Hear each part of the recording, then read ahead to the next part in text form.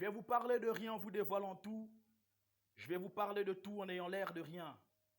Parler de tout et de rien n'est pas synonyme de parler de rien du tout. Et parler de rien du tout ne veut pas dire parler de tout et de rien. Le monde a été créé de manière à ce que le bien et le mal cohabitent. C'est grâce au bien et au mal que le monde trouve son équilibre. Le bien sans le mal, c'est comme le jour sans la nuit.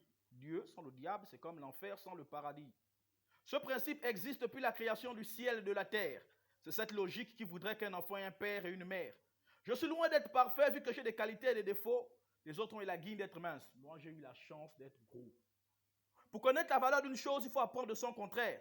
Sinon, comment apprécier la paix quand on ignore les conséquences de la guerre? Tu comprends par là que la vie trouve son importance à travers la mort. Aussi, pour que tu aies raison, il faudrait que l'autre ait tort. Ce concept paraît faux, pourtant c'est vrai. Si pour toi c'est flou, pour moi c'est clair. Qu'il n'y a pas de peur sans courage, ni de lumière sans obscurité. Il n'y a pas de divorce sans mariage, encore moins de mensonge sans vérité.